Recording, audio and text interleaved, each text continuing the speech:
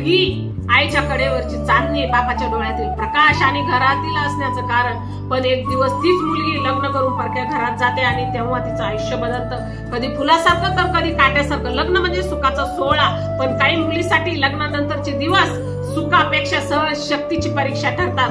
नव्या घरात परके लोक, नवे नियम, नवी दुनिया आणि अनेकदा नवऱ्याच्या घराकडून होणारा त्रास, जिव्हारी टोचून बोलणे, दबाव, कधी मानसिक त्रास तर कधी शारीरिक वेदना.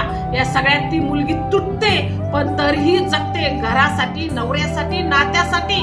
आणि सर्वात मोठं कारण म्हणजे माहेरच्यांना त्रास नको.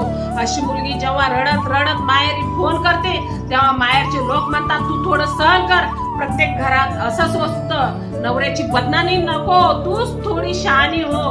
पण कोणी विचारत नाही सहन करताना तिचं मन किती वेळा तुटतं, शहाणं होताना तिचा आत्मसन्मान किती वेळा मरतो. तिचे डोळे पाण्याने भरलेले असतात, पण माहेरचे दुर्लक्ष करतात त्यावर.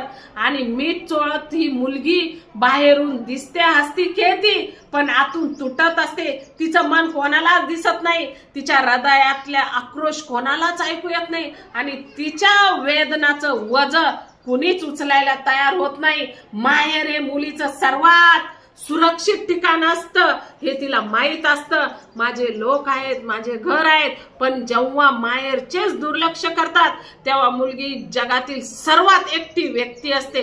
प्रश्न एवढाच आहे, मुलगी लग्नानंतर परकी होते का? आपली माणसं तिला परकी करून टाकतात का? मुलीला त्रास होत असेल तर तिला दोष न देता त्या परिस्थितीतून तिला बाहेर काढण्याचा प्रयत्न करणं ही माहेरच्या लोकांची जबाबदारी आहे.